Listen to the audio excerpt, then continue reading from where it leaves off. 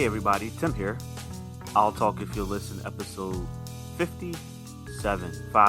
Before we even get rolling, I want to apologize if the audio quality sounds different at all. I actually rearranged my office and you all will be seeing that very soon as I plan on putting more videos out on the YouTube channel. So if there is a bit of audio quality difference, just bear with me as we try to figure this new setup out.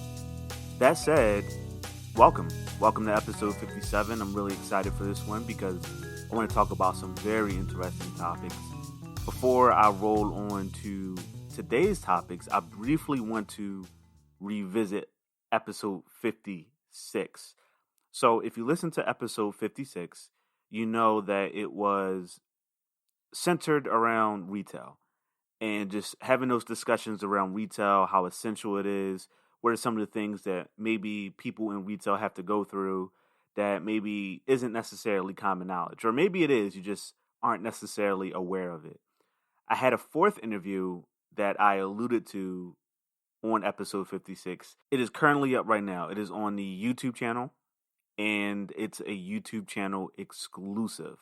So the only way to go check that out is to go and look at the YouTube channel. And while you're at it, feel free to subscribe. I really appreciate it. You'll get notifications on some YouTube exclusive content that I plan on putting up there, whether it has to do with the podcast or not.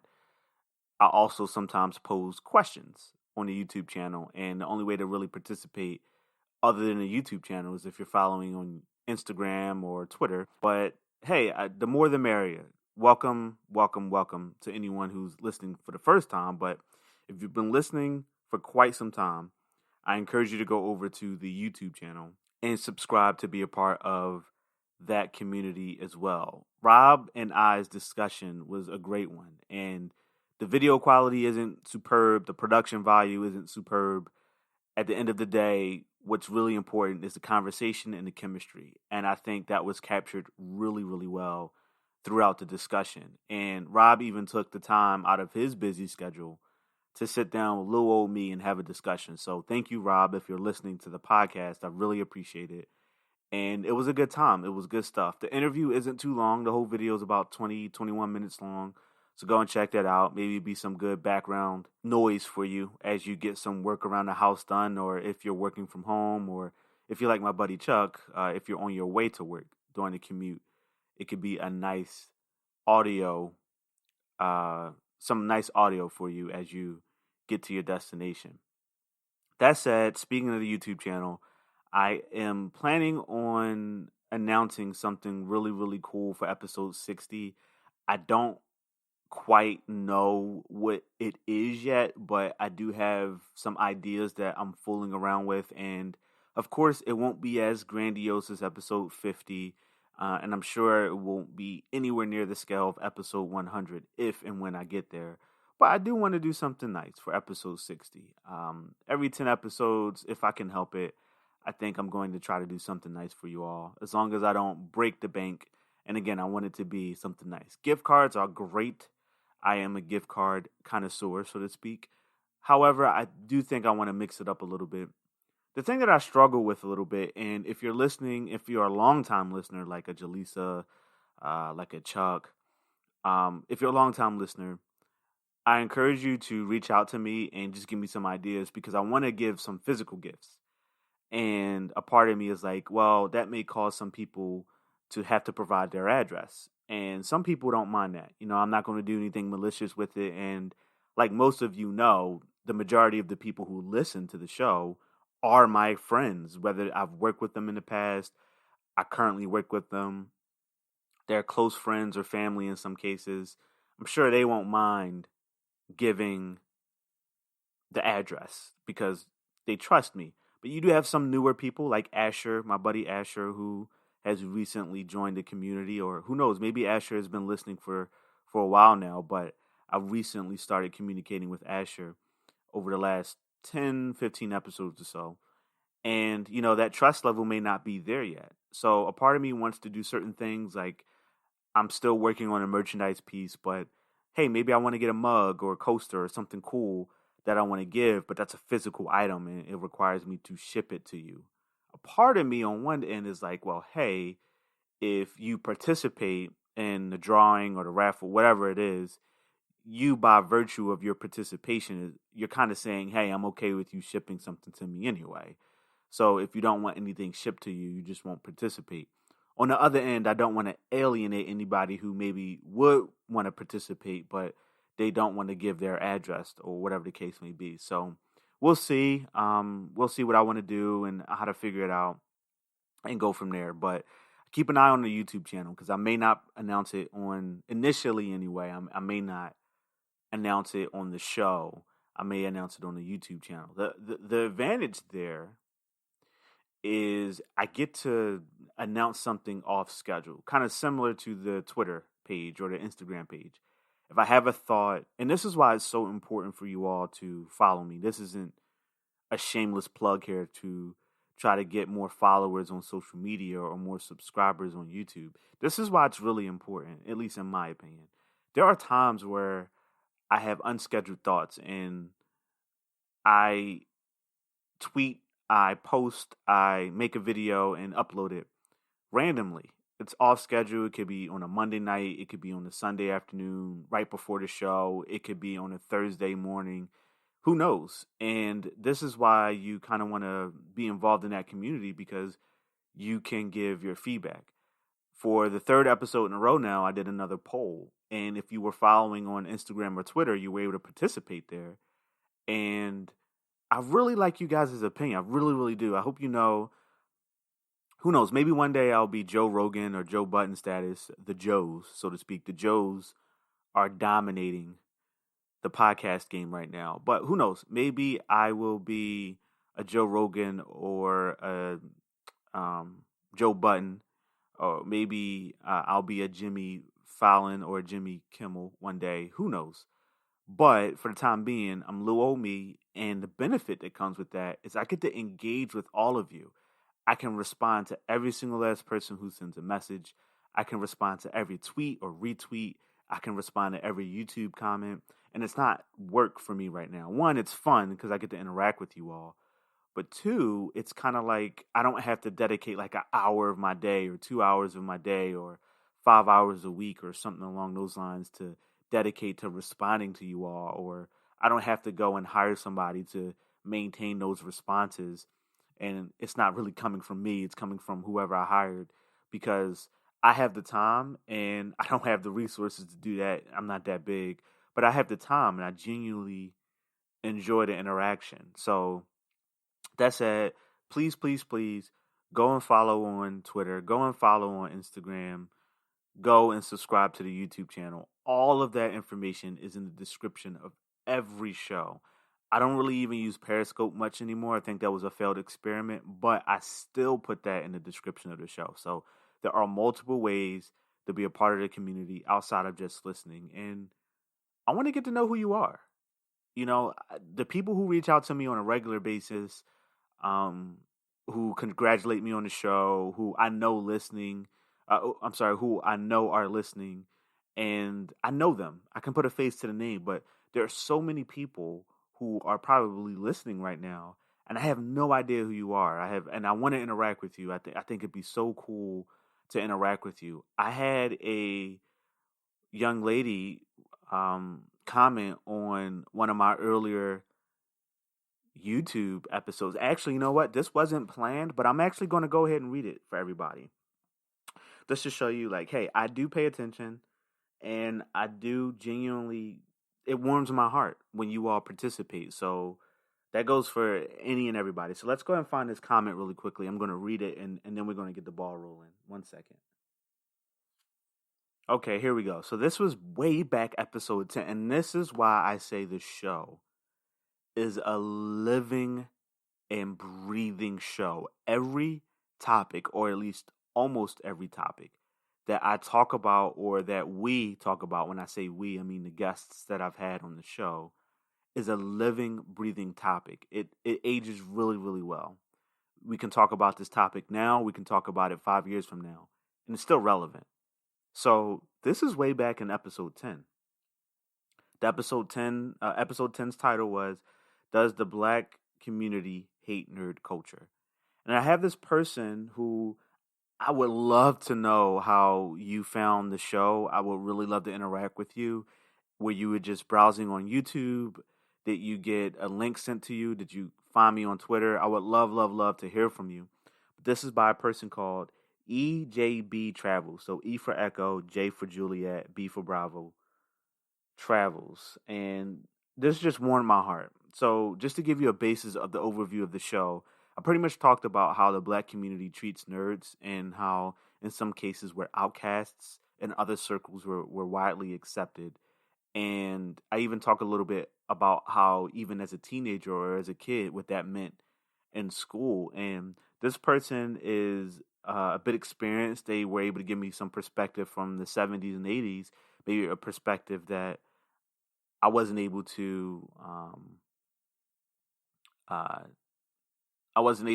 uh, touch base on because I'm an '80s baby, but I was born late '80s, so I'm essentially a '90s kid. I'm an '80s baby, but I'm a '90s kid, and I'm a 2000s teen. So for all intents and purposes, this particular person, um, I had no, it gave a really unique perspective. So here we go. Thank you so much for presenting on your podcast a topic I strongly feel is sorely overlooked and not explored enough, especially in the African American community. And I can relate to your thoughts about it.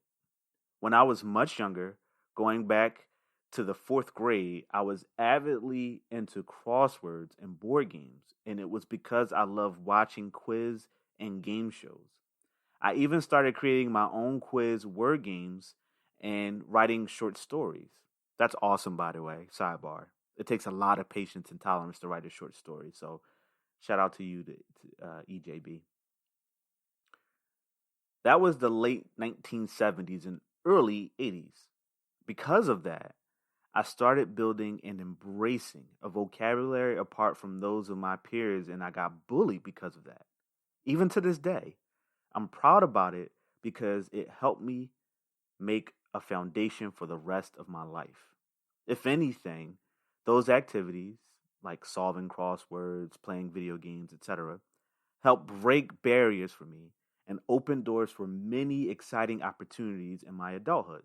Solo travel to Paris and Rome and visiting museums, etc. Having heard you, I guess, we are slow or reluctant to embrace nerd culture because it doesn't fit our long entrenched perceptions or patterns of black behavior. Or we're afraid to change to be what we are because nerd culture, quote unquote, is not our environment or way of life. We're not exposed to it, or we don't have mentors outside of our environment to introduce us to nerd culture. Conversely, embracing even a fraction of nerd culture can open a world of possibilities. Yes, it can. And new interests, challenging us to be trendsetters and trailblazers. That's what a nerd really is. A nerd is an outside, a nerd is an outsider, a trendsetter, a trailblazer, a dreamer, an artist, a doer, and a game changer. Examples given: James Van Der Zee, Octavia E. Butler, Jordan Peele. And that really touched my heart. And I replied to it, and it was a really, really cool comment. So, hey, EJB Travels, and I'm sorry, earlier I think I said young lady, but I just realized in reading this, the gender wasn't never really specified. So, guy or girl, thank you so much. I really appreciate the comment, and I think it was dope. And welcome to the community. I don't know how long you've been listening for. I don't know if you're even listening now to hear my gratitude, or if episode 10 was your first and only episode that you listened to, but I really appreciate you and your feedback. Welcome to the community. And for anyone else who's listening on YouTube, YouTube and Spreaker are very unique in that you can leave a comment for the show. On things like Spotify, iHeartRadio, to my knowledge, these common platforms, Apple Music, Google Podcasts, etc., you can't really leave reviews. You do have outlets out there like Podchaser, we can go and write reviews. But on these everyday podcasting platforms, you don't really get to leave comments and interact. And this is, again, yet another reason I encourage you all to follow me on Spreaker or to subscribe on YouTube and leave a comment. It's just so beautiful. It warms my heart. And it's just great to hear people comment. So definitely participate. It's greatly appreciated. And I absolutely love it. Absolutely love it. So, last thing before I take a break here on why you should follow on Twitter, like I've mentioned for the past, this makes episode 3, but the 2 previous episodes, I do polls. And this latest poll was a spicy one. I got the most participation that I've ever gotten from any polls. I got 26 total interactions. And that may seem like a little bit to you all, but that means the world to me because it lets me know that you're watching, you're listening, and you care. So 26 total interactions, and this was the poll. Of the following 3 choices, and I'm paraphrasing here because I don't have the poll up in front of me verbatim because I tweeted it, but I did take notes here. But of the following 3 requirements or expectations, which one is the most unrealistic or unreasonable expectation in a romantic relationship? Again, of the following 3 choices that I'm about to name, which were the most unreasonable or unrealistic of the 3? So, we have no friends, no female or male friends, and normally 10 years ago, I probably would have said of the opposite sex, but obviously to be very conscious of today's climate, you know what I mean when I say no friends. So if you are in the same sex relationship, no friends of the same sex. So essentially, no friends of the sex of the person that you're in a relationship with. So no male or female friends. That's choice number 1. Choice number 2, no flirting. And choice number 3, turning your location on your phone. Again, no friends, male or female, depending on your situation. No flirting, and turning your location on your phone. I've gotten feedback from several of you telling me how challenging this poll was, and I thank you for that because that means these are getting better and these are thought-provoking. So stay tuned to the end of the episode. I'm going to break down everyone's responses, and I'm even going to read some of you all's responses, the people who responded to the poll. So I'm going to take a step back. I'm going to take a sip of my tea. I'm going to pay some bills. I'll be right back. Hey, everybody. Welcome back. Thanks for helping me pay some bills. And let's get into it. So today's episode kind of came as a result of the poll. So I kind of had a few ideas I was flirting with. How relevant to say that, but I have a few ideas that I was flirting with for today's episode on certain things that I wanted to talk about, some things that are relevant right now. And after seeing the responses and the feedback from the poll results, I really wanted to dedicate this episode to insecurity. Now, if you take a look at those 3 options on the poll, they're all embedded in insecurity in some way, shape, or form. And when you take a look at different things and, well, let's break it down. Actually, let's take a look and break it down. So you got no friends, right? The insecurity in that is competition and trust, right?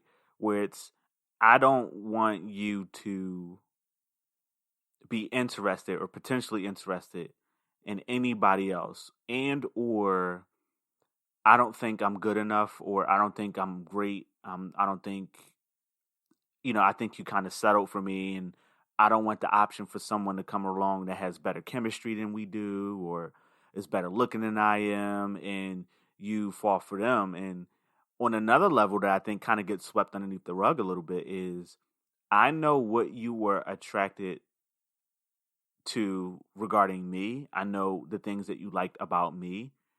And I know that you might come across that in somebody else. Or I know that so and so, your friend A, your friend B, your friend C, possesses these traits and qualities.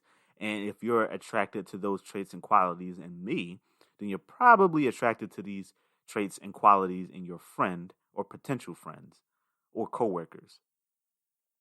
So just cut them off entirely, right? That's the insecure and insecurity piece there.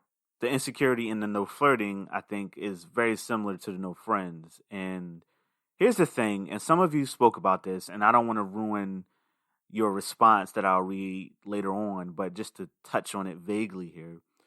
Some people actually talked about this. They said, well, flirting is a very natural thing. My cousin Asia in particular said flirting is very natural. And at times she doesn't even realize she's flirting. And there may be some people out here listening, whether you're a woman and you're like, it's always guys. Guys flirt more than we do. Or whether you're a guy and like, no, it's always women. Y'all more flirtatious than we are.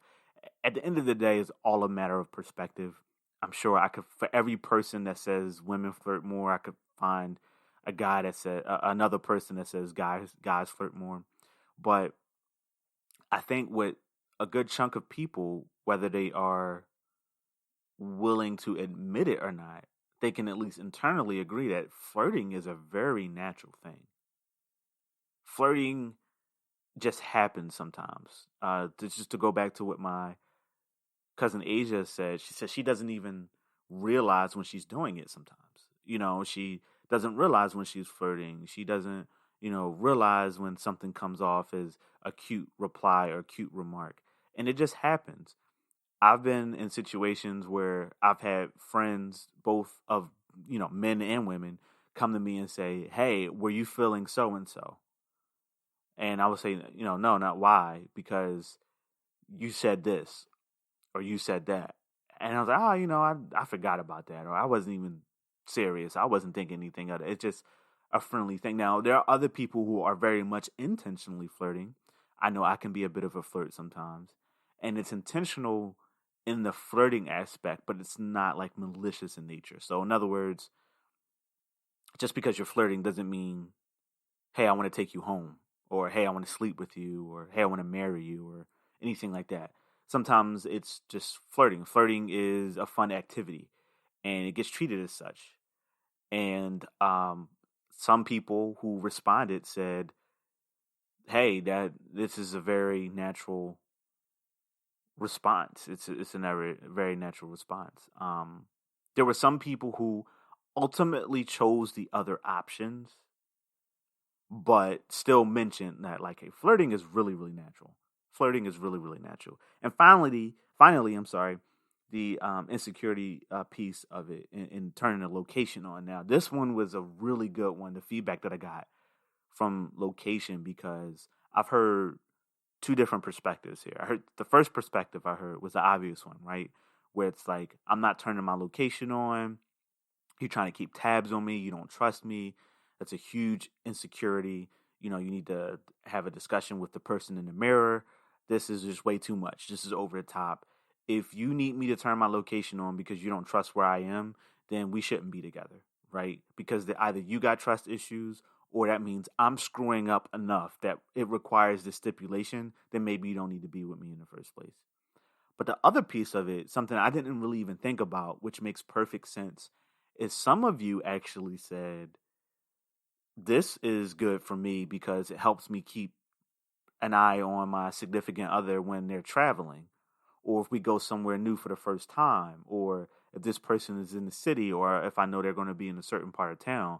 I had one listener reach out and say, a lot of different things are happening to black men right now. Since quarantine, I kind of turned it on. I had my, boyfriend turn it on because who knows what's going to happen to him. He could, every time he gets behind the wheel, it could be a matter of life and death.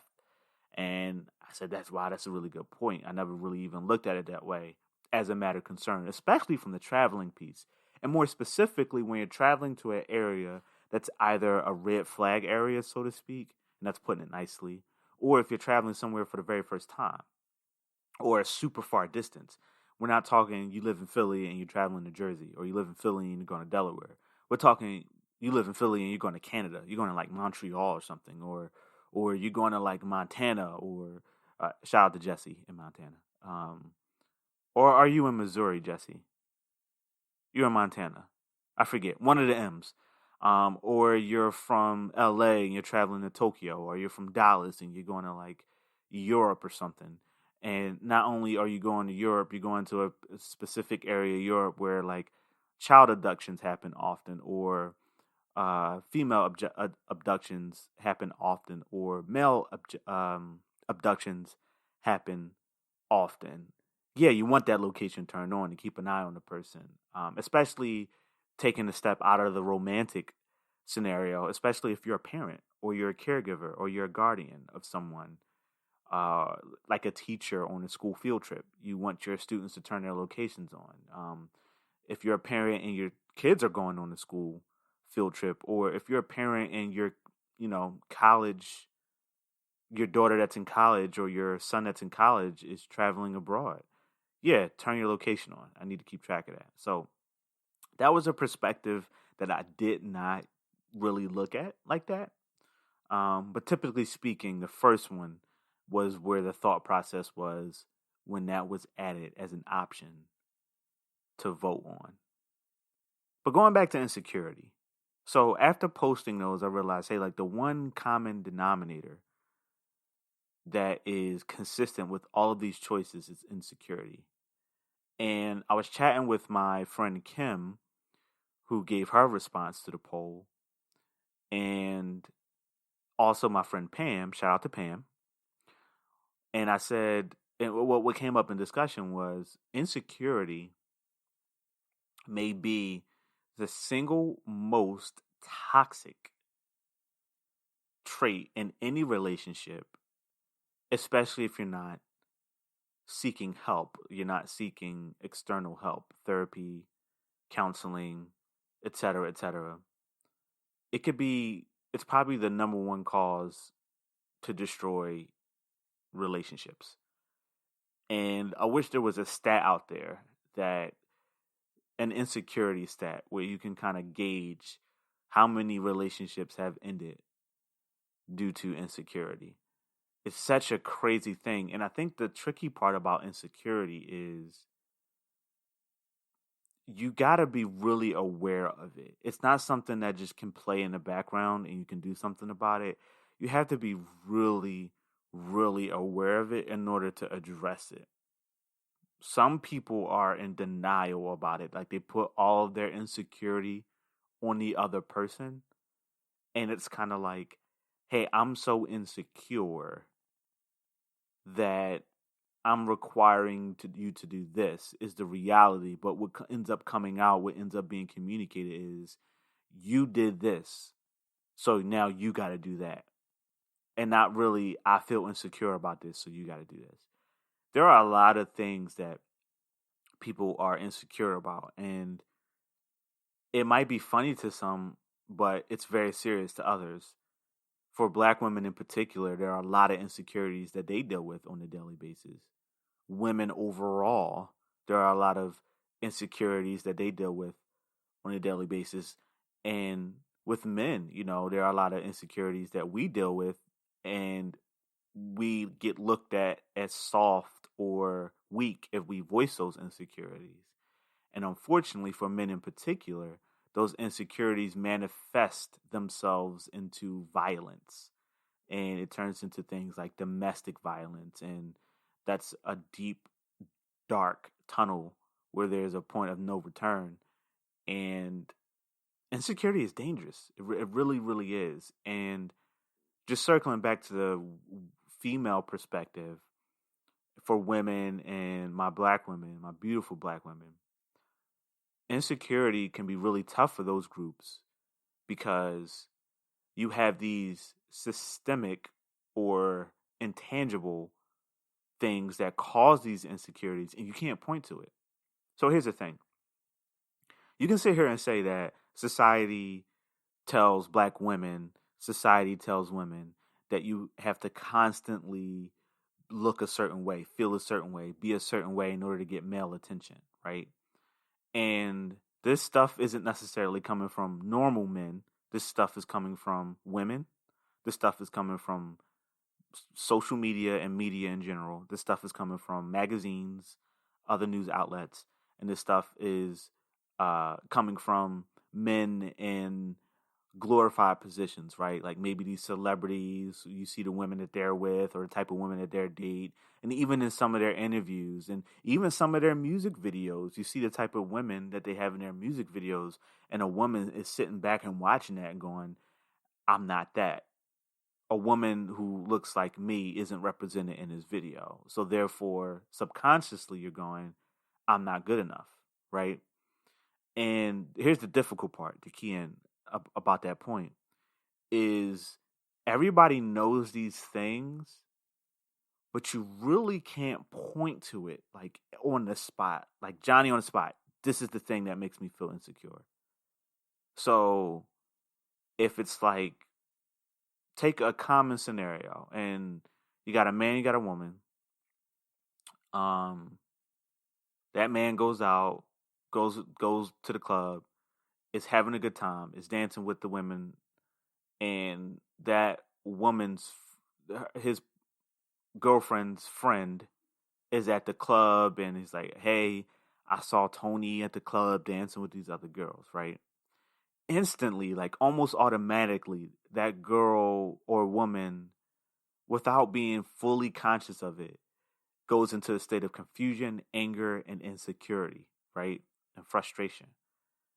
And if they were to come back home, Tony and his girlfriend comes back home and they have a discussion, and Tony tries to get to the meat of the discussion. Hey, why does it bother you that I'm out dancing with other women?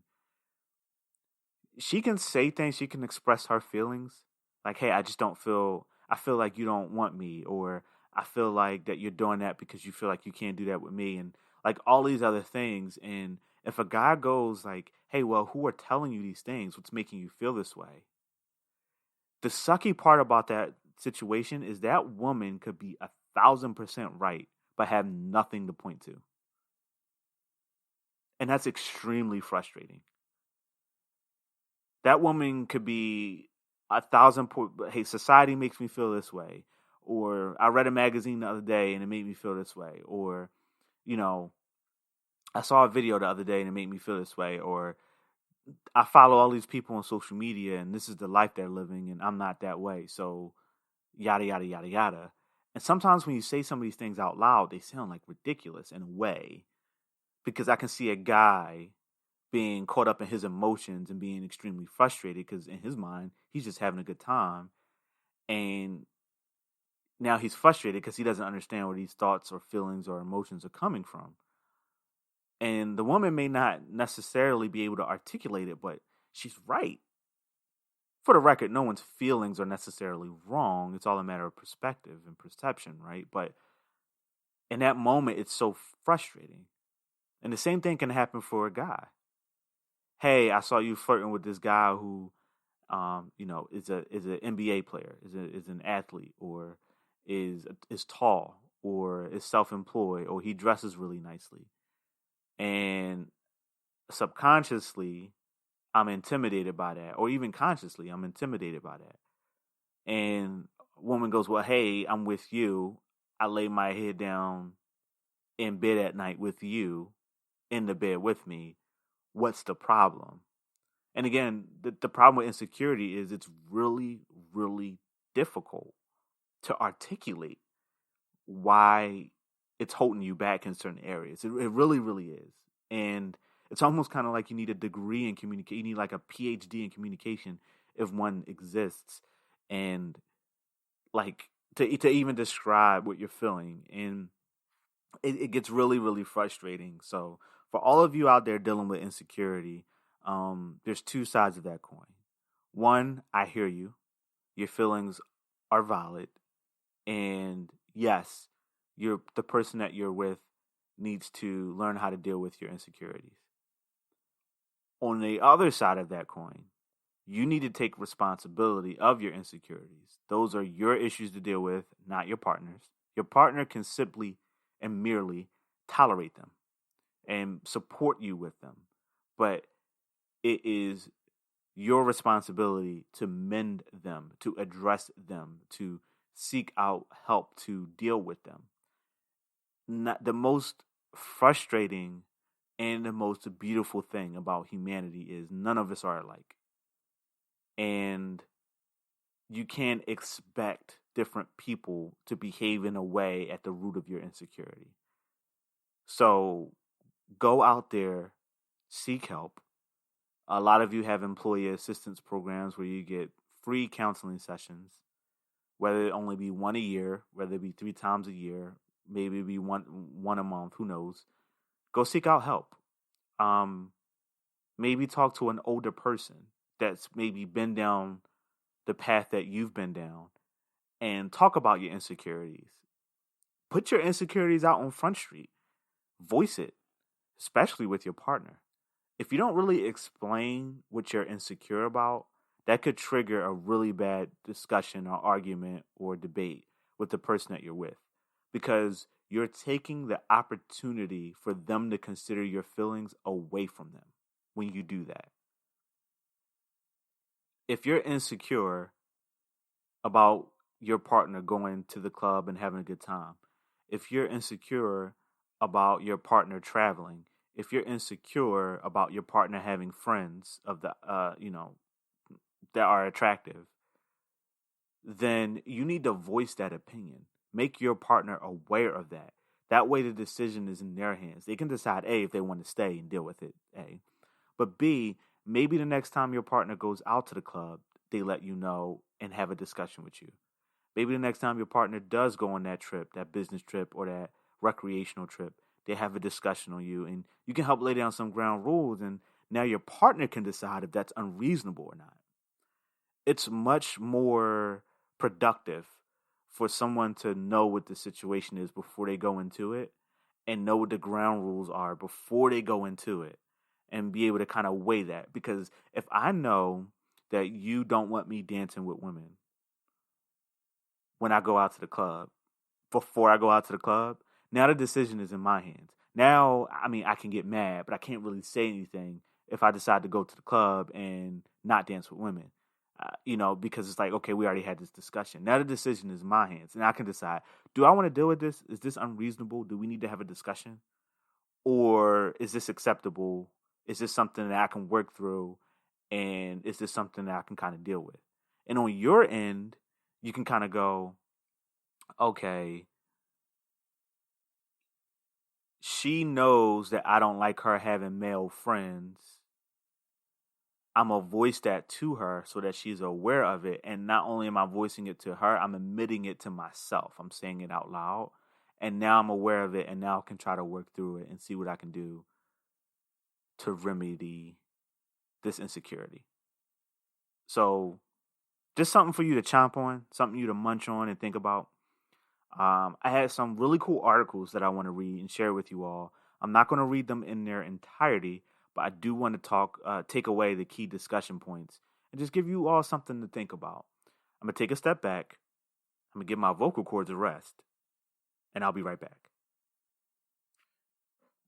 All right, everybody, welcome back, and thanks for sticking through that break. So, I have some articles that I want to share with you all that I just decided to Google. I wanted to see how psychology defines infidelity and maybe what are some of the reasons that lead to infidelity. And just to stick with the overall theme of the poll, what were some common unreasonable and unrealistic expectations according to the internet? I wanted to put that question, that thought out there, and just to see what came back. Now, full disclaimer, this may hit home for some of you. This is purely coincidence, and if this rubs any of you the wrong way, I totally apologize. Trust and believe this was not planned. So if the shoe fits, if this is too close to home, it is not intentional. But the plus side of that is maybe it'll help with your current situation. So the first thing that I want to do is I'm actually going to read it in its entirety. is an article on infidelity by psychologytoday.com. So, let's see. I want to see if I can give somebody credit. Maybe the person who wrote it is at the bottom. So let's scroll to the bottom really quickly. I always like to give the person's credit if I'm going to read their article verbatim.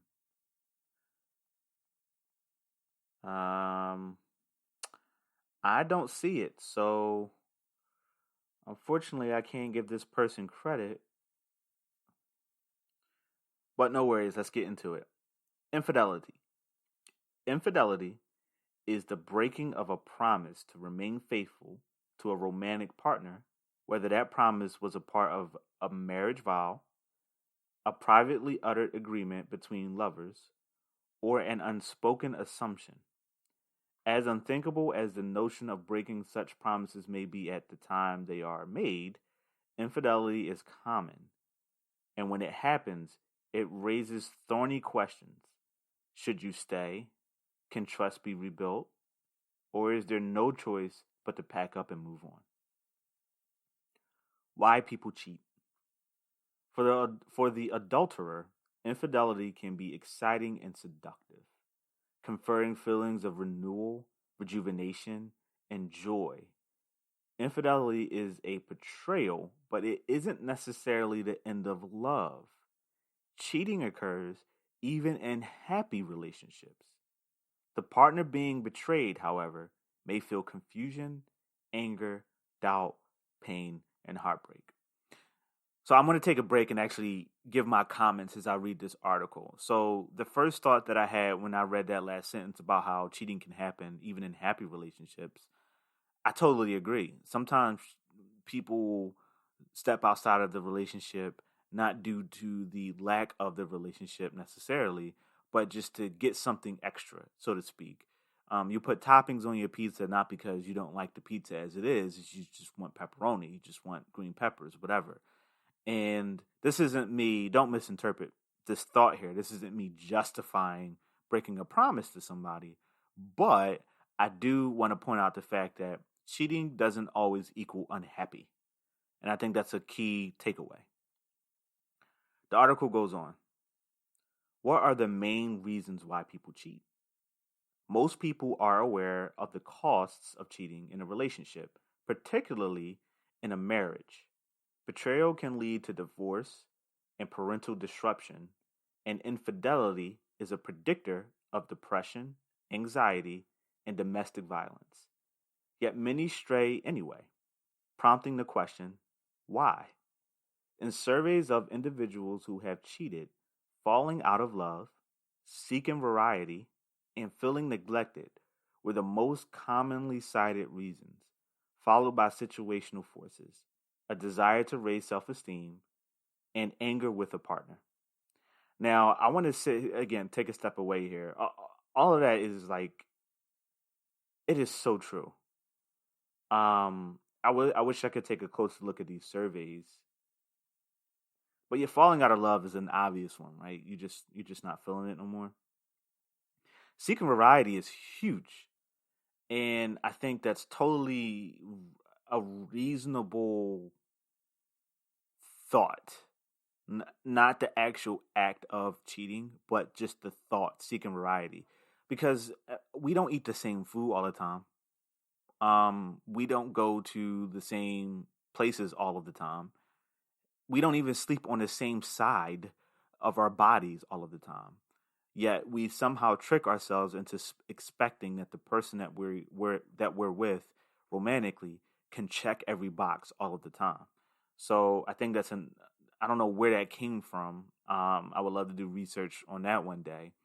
But just the seeking variety piece I can totally empathize with that or sympathize with that. Do men stray more than women? Before I even go, in my head, I hear all of the women, yeah, they do. I hear all the guys going, no. Women, y'all sneaky, yo. Y'all sneaky. But anyway. Men have always been more likely than women to cheat, or at least to report having done so. But researchers have noticed a shift in recent years.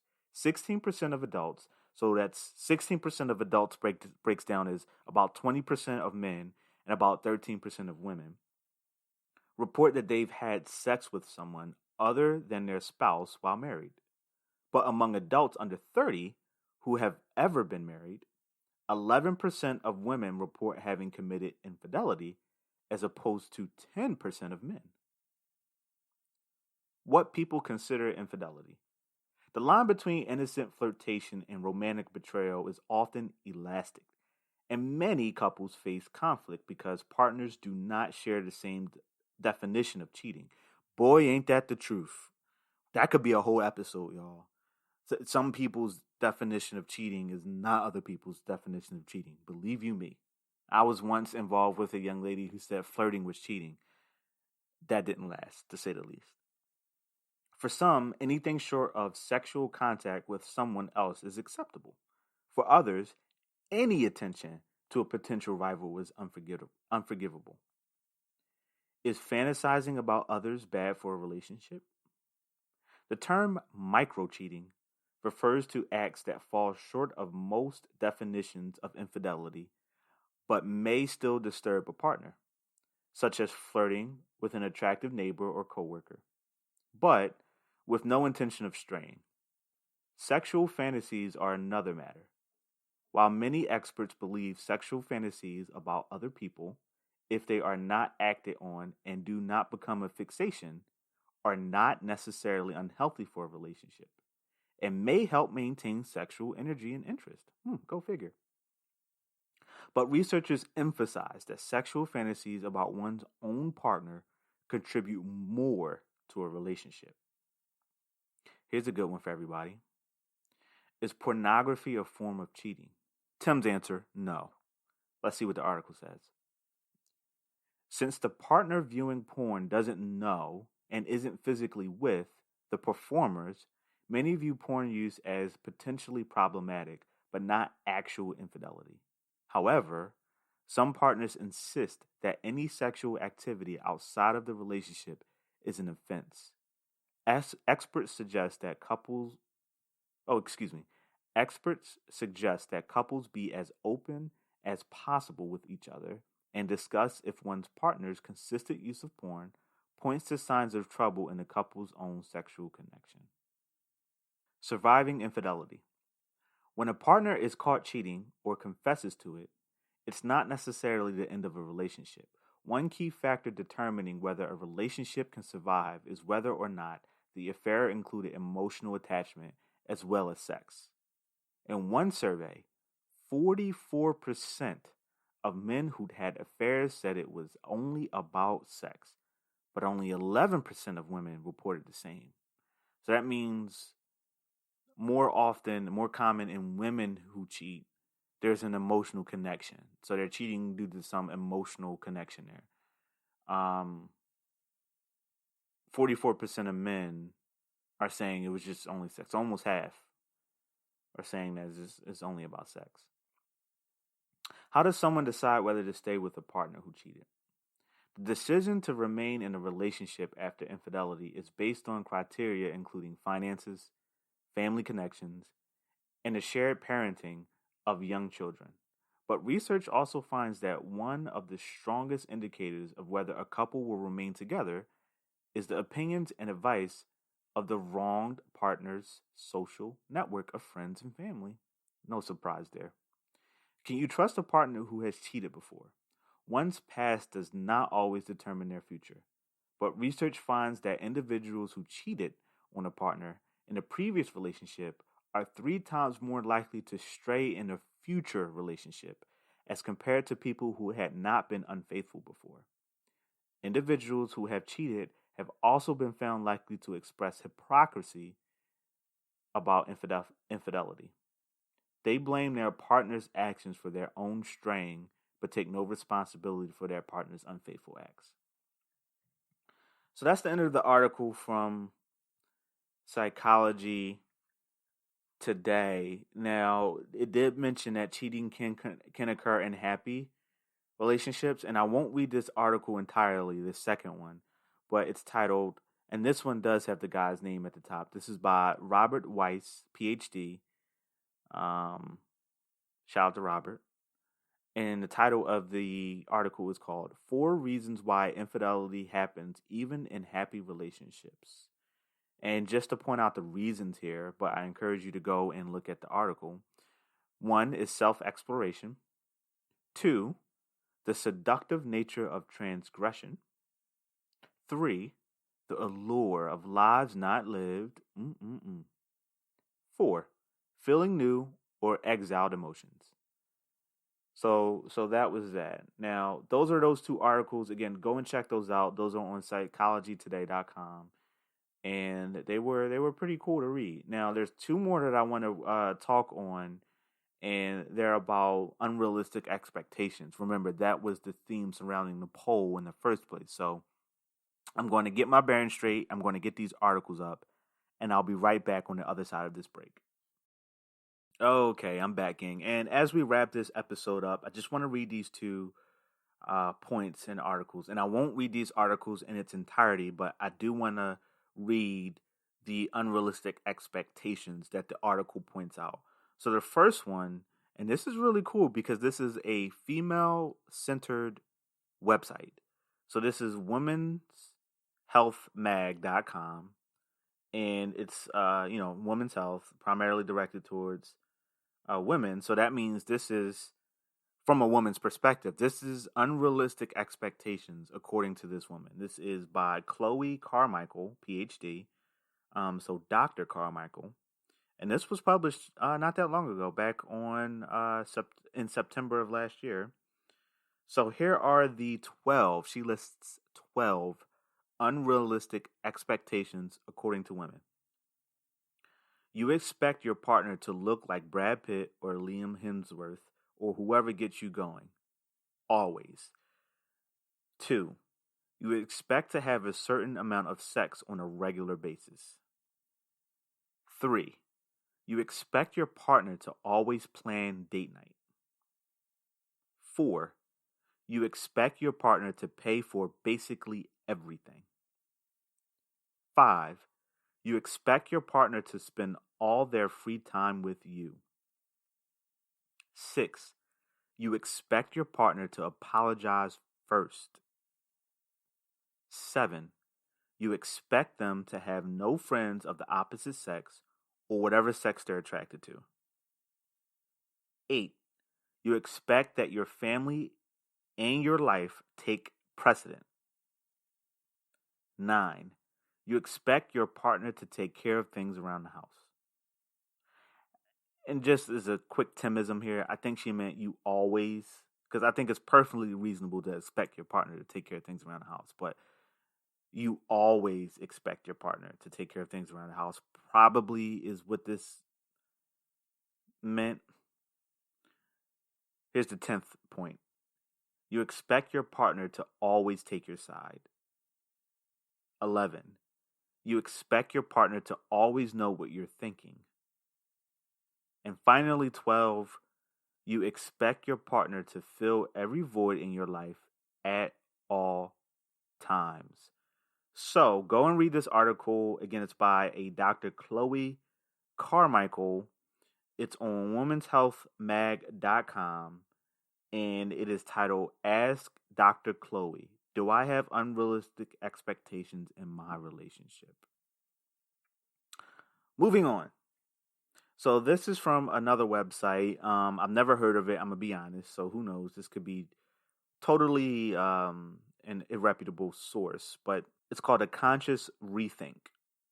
And the title of the article is When Entering a New Relationship, Avoid These 7 Unrealistic Expectations.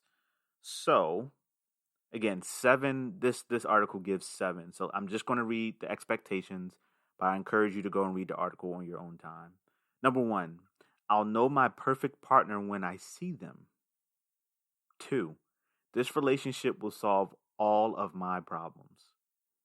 3, my relationship should look like everyone else's. 4, I will not have to make sacrifices if the relationship is right. 5. Real love is just like it is in the movies. 6. They will change for me if they love me. And finally, 7. True love can overcome all things. Now, I could write a book on these 7 alone and why they're unreasonable, at least from my perspective, and even give you some personal experiences, but maybe another time. So I encourage you to go and read those articles, those 2 last ones, one on the women's healthmag.com and the other one from A Conscious Rethink. But yeah, go and check those out. And finally, before I let you all go, let's share these poll results. So again, as at the top of the episode, I mentioned I had another poll on Twitter, and I posted it on Instagram as well and Facebook as well.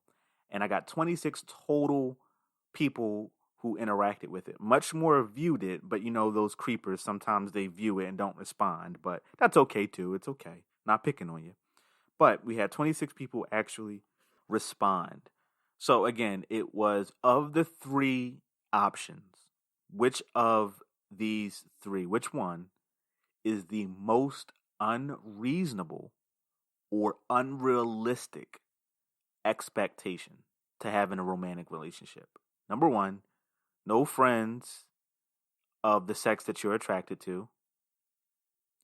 No flirting. And turning your location on.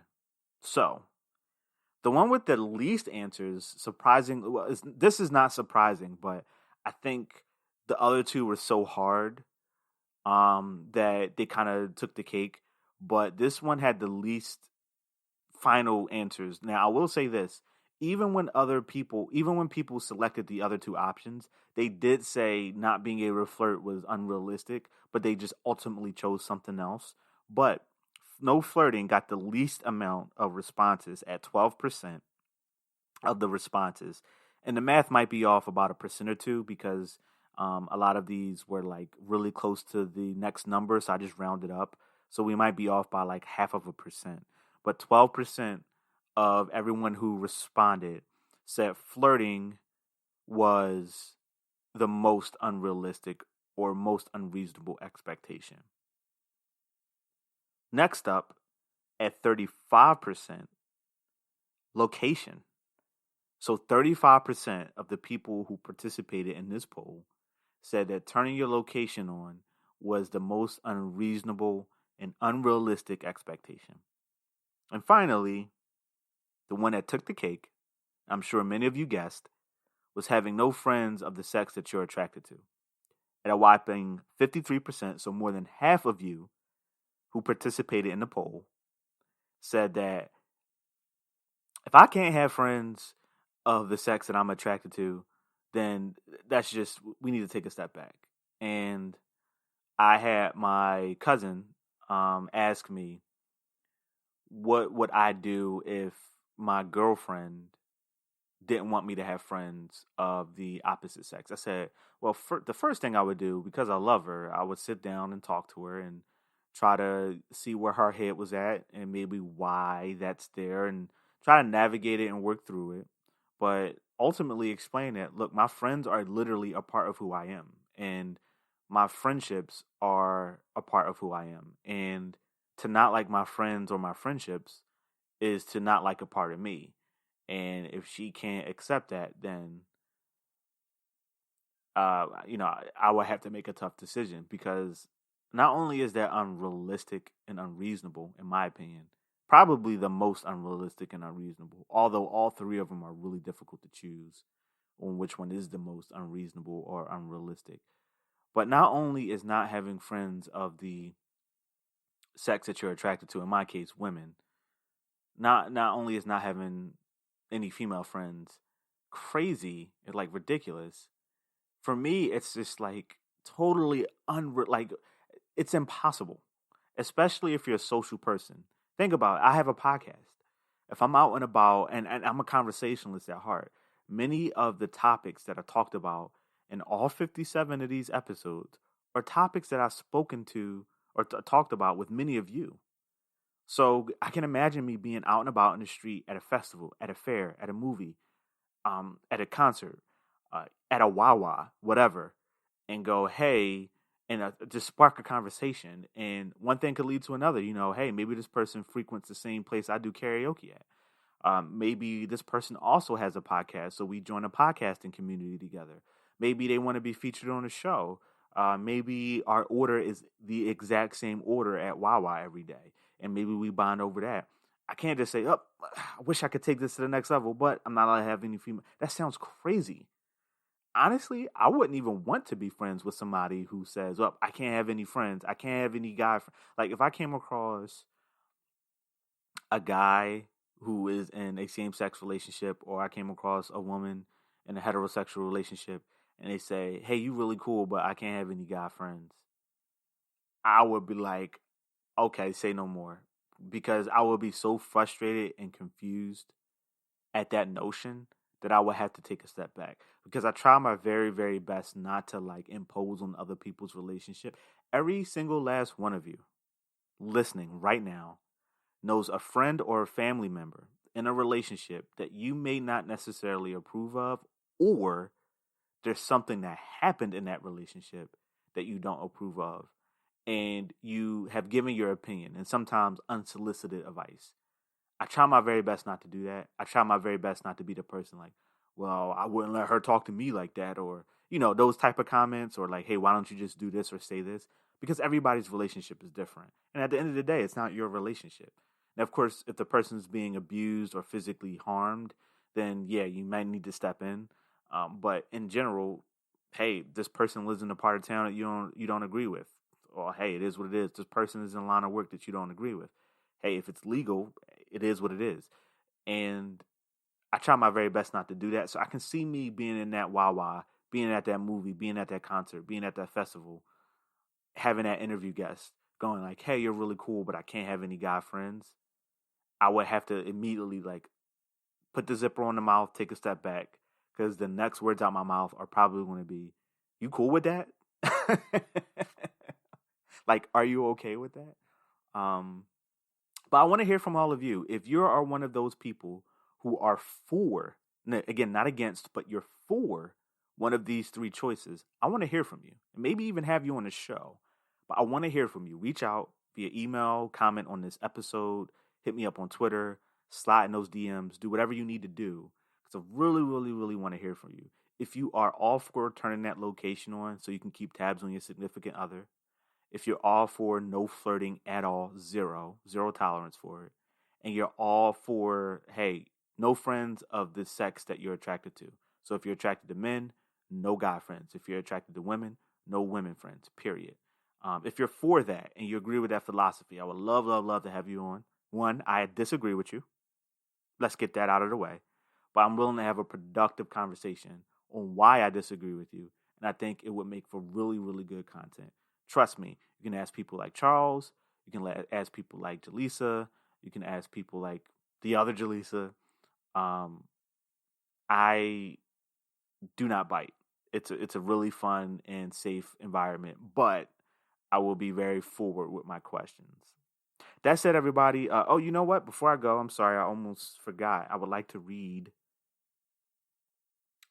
some of y'all's responses. Let's start with my friend Pam.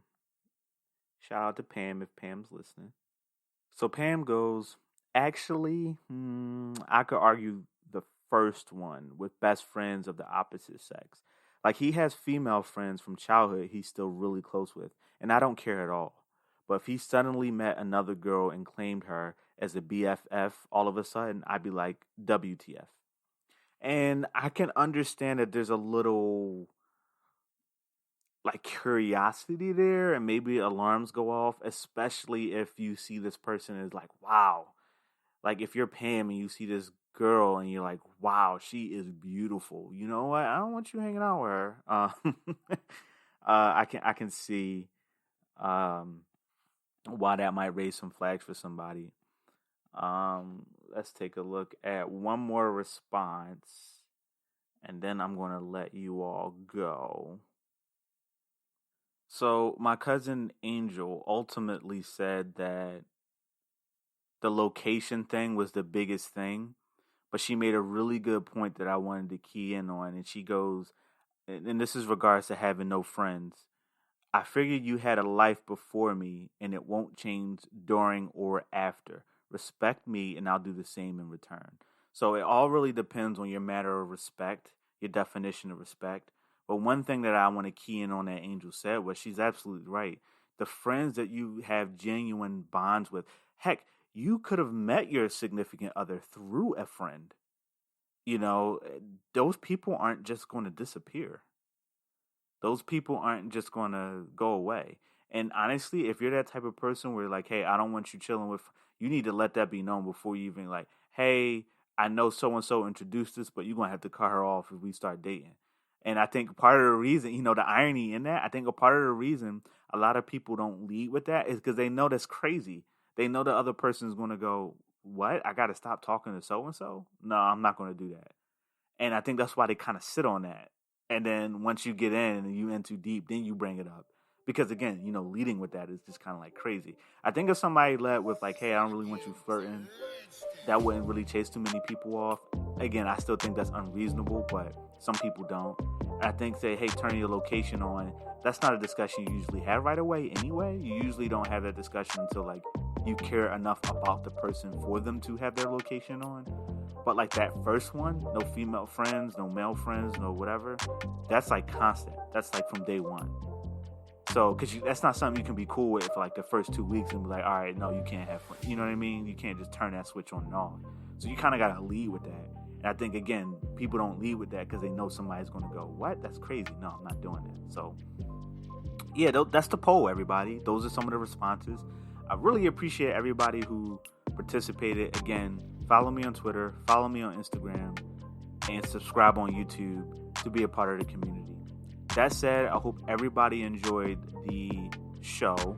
And if you haven't already, go and check out that exclusive YouTube video that I had with my buddy Rob. And hopefully you'll enjoy it as much as I did. Until the next time, everybody, as always, I'll keep talking if you'll listen. Take care.